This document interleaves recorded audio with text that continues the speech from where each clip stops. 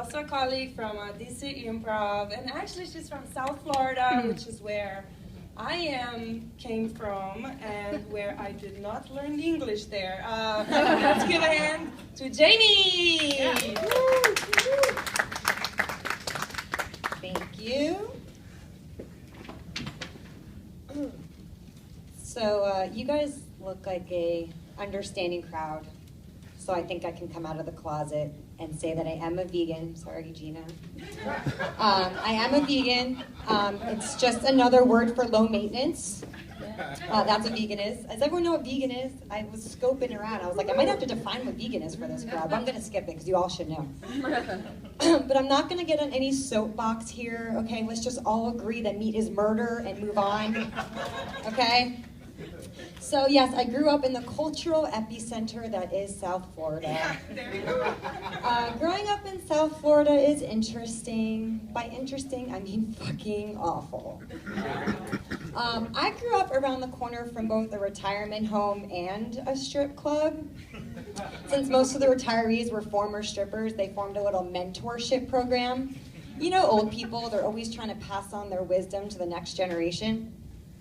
So instead of chair yoga, you'd see them do chair stripping. And nothing is quite as unnerving as, you know, an old lady stripping down to her Depends. So I stayed in Florida through college, and I attended the elite institution, Florida State University. Did anyone else go to FSU from 2001 to 2005? Because there'd be a good chance that we had sex. Not that any of us would remember it. Is it still considered date rape if you roofie yourself? So I didn't get into my first choice school. I don't know, maybe I wasn't slutty enough.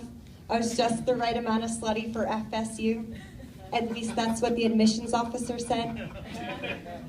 Okay, so I had some promiscuous years, but they are in the past. And it wasn't just me. It was the entire city. I would bet half the student body contracted some sort of STD. You know, but not me. I like mystery in my life, so I didn't get tested. And I'm just gonna assume that this rash that I've had on my vagina for the last decade is a cotton allergy. You know, FSU is sort of like Vegas. What happens in Vegas stays in Vegas. What happens in Tallahassee requires an antibiotic. So currently I live in DC, and in DC there's a lot of pressure to keep up with the news and current events, and I pay attention.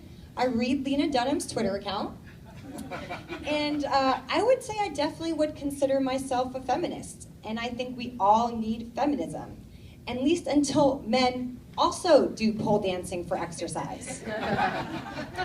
You know, until men are up on that pole, you know, wearing $200 yoga pants that objectify and cause us to have massive inferiority complexes, let's keep fighting the good fight for feminism. Thank you. I wasn't expecting props on that one. Thank you. Like I said, I'm vegan. I know what you're thinking. Vegan, feminist, Florida State graduate. She must be a delight to date. No, I'm a fucking handful. So dating was kind of challenging when I moved up here from Florida.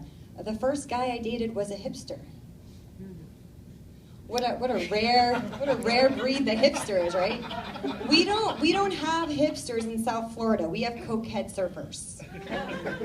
So I'm on a date with this hipster guy, and he's telling me about his competition, his art competition, his latte art competition. So, and I'm thinking, since when is milk a medium? So I think people might be kind of scared to date vegans. Like they think we're gonna judge you. And it's true. We are gonna judge you. So I thought it would make the most sense to date one of my own. You know, so I did. So I dated a vegan guy, and he was super vegan, and we would do really sexy things on our dates, like fur protesting and taking wheatgrass shots. And it was going well for a while, but I had this rule. I don't care how many bunnies you rescued. If I date you for a year and I don't orgasm, I gotta start looking after my own bunny. So currently I'm in a great relationship, and I'm really lucky, but it's been a difficult transition. There's not a lot of surprises anymore, especially in my sex life. In college and in your 20s, things are different. You're exploring new things and checking out all the unknown terrain, having blacked out sex in a dorm communal bathroom. But, and there's all this excitement, based on all these unknowns. Does he like me? Is he gonna call? Did we use a condom? But dating, serious relationships in your 30s, they don't come with a lot of mystery. I'm not really exploring any new unknown terrain. I've pretty much got the lay of the land down. And it's even gotten to the point where we have sex just to make sure we meet our 2 to 3 times a week quota. Maintenance sex, the plan ahead kind of sex. So I've gone from drunken anonymous sex at 4 a.m. to setting the alarm 15 minutes early on a Wednesday to knock out a quickie before work. Times have changed. Thank you very much. That's my time.